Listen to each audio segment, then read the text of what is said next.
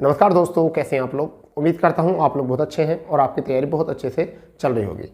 दोस्तों, जैसा आपको पता है कि यूपीट्रिपल दिन प्रतिदिन वैकेंसियों को बहुत लंबा खींचती है और ऐसी वैकेंसी के ऊपर हम बात करने वाले हैं, मुख्य सेविका भर्ती 2022, जिसमें ये भी वैकेंसी अब यूपीट्रिपल आयोग के रडार में आ चुकी है। यदि आप नहीं जागे तो आपके अधिकारों का हनन होना यहाँ पर भी शुरू हो जाएगा। हम बात कर रहे हैं मुख्य सेविका भर्ती 2022 के बारे में। पदों की संख्या है 2693 और आपको पता है हम यूपीट्रिपल से जुड़े हुए सारे अपडेट जो है आपको समय समय पर लेकर आते हैं। तो जो चैनल पर भी नए हैं वो चैनल को सब्सक्राइब कर देंगे और चाहते हैं यूपीट्रिपल की जानकारी से जुड़ना तो अपने दोस्तों में अपने आप जानकारी लेने के बाद अपने दोस्तों में ज़्यादा से ज़्यादा इस वीडियो को शेयर करें, क्योंकि ये जरूरी नहीं कि मुख्य सेविका के लिए ही वैकेंसी या उन्हीं स्टूडेंट्स के लिए ज़रूरी है जानकारी। ये उन सभी स्टूडेंट्स को जानना चाहिए जो यूपीट्रिपल आयोग से जुड़े हुए हैं।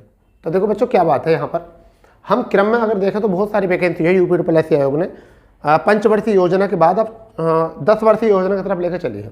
और उसी के जो क्रम में एक और वैकेंसी चढ़ चुकी है जिसको हम कह सकते हैं यूपीट्रिपल मुख्य सेविका वैकेंसी।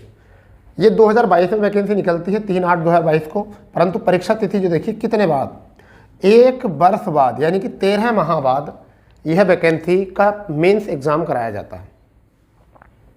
जबकि एसएससी या और विभाग, बैंक विभाग जो होता है यानी आईबीपीएस, इतने समय में 2 भर्ती करा देता है, इतने समय में 2 वैकेंसी करा देता है आईबीपीएस, क्योंकि वहाँ पर लोगों को जो है ना, वो लोग जागरूक हैं। हम लोग जो है वो जागरूक नहीं हैं। हम क्यों जागरूक नहीं हैं? क्योंकि हम अपने अधिकारों के लिए लड़ते नहीं हैं, हम अपने अधिकारों को मांगते नहीं हैं। तो परीक्षा तिथि हुई उत्तर कुंजी, देखिए अब क्या होता है। उत्तर कुंजी में थोड़ी सी जल्दी दिखाई, 7 दिन में उत्तर कुंजी आ गई, परंतु अब देखिए उत्तर कुंजी होने के बाद में पहले तो 3/10/2023 में उत्तर कुंजी आई थी, फिर ऑब्जेक्शन हुआ। ऑब्जेक्शन आंसर की का बच्चे इंतजार कर रहे थे, साथ ही साथ रिजल्ट का भी इंतजार कर रहे थे। वहीं पर एक नया खेल आपके सामने आया स्टे ऑर्डर का।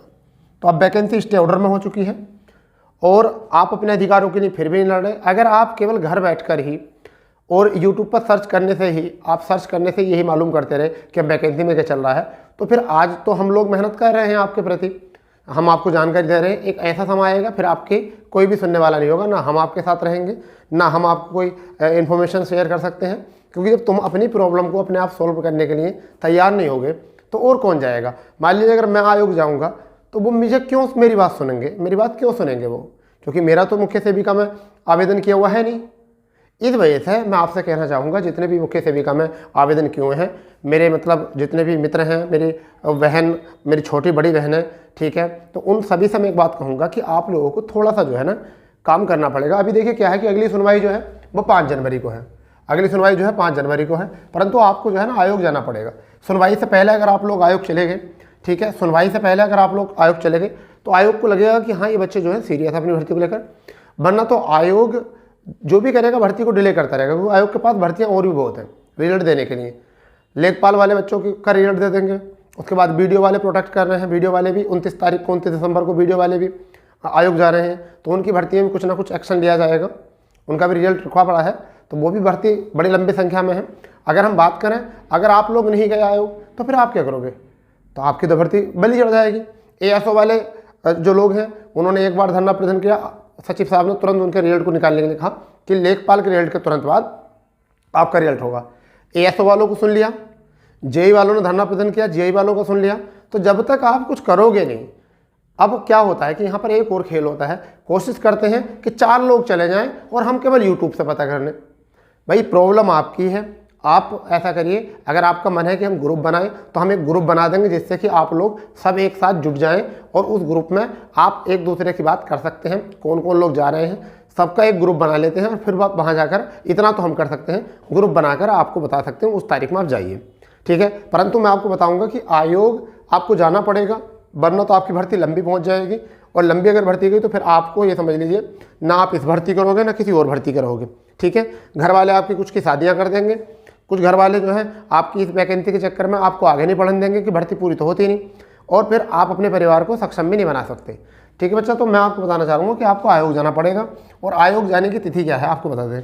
सुनवाई से पहले जाना है तो मैं आपको बताना चाहूँगा 3 जनवरी को आप आयोग पहुँचिए। 3 जनवरी 2024 को जो है 3 जनवरी 2024 को आप आयोग पहुँचिए, ठीक है। 3 जनवरी आप आयोग पहुँचिए और आयोग पहुँच कर जो है आपको कुछ नहीं करना, एक अपनी सुनवाई करनी है कि सर हमको जो है केवल ये बता दीजिए कितने कितनी हेयरिंग में जो है हमारा ये केस ख़त्म हो जाएगा, और हमारा इसमें क्या पक्ष है और आपका क्या पक्ष है, आप क्या चाहते हैं और हम क्या, क्योंकि हम ये चाहते हैं वो वहाँ पर बात करना आप अपनी पूरी किस तरीके से, बिल्कुल संयम के साथ, बिल्कुल अहिंसा के तौर पर, और जाकर वहाँ धरना प्रदर्शन करो। तो आयोग के सभी कर्मचारियों को, यहाँ के चेयरमैन साहब के साथ साथ और भी कर्मचारी जो हैं उनको पता लगेगा बच्चे चिंतित हैं, और फिर वह भी उस भर्ती पर काम करना शुरू कर देंगे।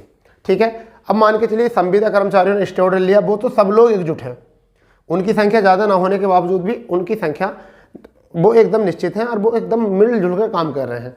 आपकी संख्या बहुत ज़्यादा होने के बाद भी आप मिलजुल कर काम कर ही नहीं रहे, आप एक दूसरे के ऊपर डिपेंड हैं। तो ऐसा मत करिए कि एक दूसरे के ऊपर डिपेंड मत रहो, आपको जाना पड़ेगा। और 3 जनवरी पूरी तरीके से 3 जनवरी जो है आप सब लोग जो है अपना अपना स्टेटस लगाएंगे। 3 जनवरी 2024 को कहाँ चलें, आयोग चलें। किसके लिए चलें, मुख्य सेविका के लिए चलें। समझ गए नहीं। अब देखिए क्या था कि दिल्ली पुलिस में जो था, दिल्ली पुलिस में एज को लेकर जो था पंगा चल रहा था। आज लोग वहाँ पहुँचे हैं, इको गार्डन वहाँ पहुँचे हैं एज को लेकर, और उन्होंने अपना ज्ञापन दे भी दिया है एज को लेकर, और वो इको गार्डन में धरना प्रदर्शन कर रहे हैं। और सीधी बात है, उनको संज्ञान में है और एज को लेकर जितने भी कर्मचारी, जितने भी सीएम ऑफिस कार्यालय में हैं या सीएम कार्यालय में हैं, डिप्टी सीएम साहब से मिले तो उनके सबके जो है मामला संज्ञान में है। और देखो बहुत जल्दी जो है अब वो सभी लोग जो हैं ट्विटर कैंपेन, कहीं कुछ कैंपेन सब चला रहे हैं, तो वो लोग भी एकजुट हैं। जबकि ओवर एज वाले ज़्यादा स्टूडेंट नहीं हैं, ज़्यादा मांग नहीं कर रहे हैं। तो आपको भी क्या है, आपको भी करना पड़ेगा ऐसा बेटा, वरना तो आपके अधिकारों की बलि चढ़ जाएगी, आपके अधिकारों की बलि चढ़ जाएगी। और मैं आपसे यही कहूँगा कि अगर हमारे बस की कोई बात है तो हमें बताइए, हम ग्रुप बना लेंगे एक व्हाट्सएप पर। ठीक है, अगर आपको लगता है कि हम व्हाट्सएप पर ग्रुप बनाएं तो हम व्हाट्सएप पर ग्रुप बना लेंगे, ये टेलीग्राम पर हम मतलब जोड़ लेंगे सब लोगों को।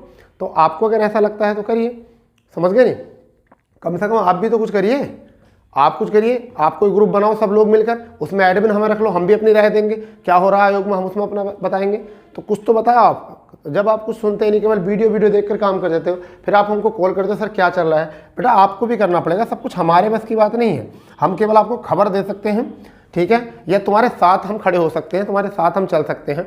ठीक है बेटा, तो इसलिए आप थोड़ा सा करिए। और आयोग जाने के सभी लोग जो है एकदम स्टेटस लगाइए, एक दूसरे को मैसेज पहुँचाइए कि 3 जनवरी को हमें जाना है हेयरिंग से पहले, हेयरिंग से पहले जाना, वरना तो ये हेयरिंग भी चली जाएगी और अगली सुनवाई, फिर अगली हेयरिंग, फिर डेट मिल जाएगी। फिर ये ऐसे ही चलता रहेगा, वही हो जाएगा दामनी की तरह, तारीख पे तारीख, तारीख पे तारीख और तारीख पे तारीख, यही चलता रहेगा।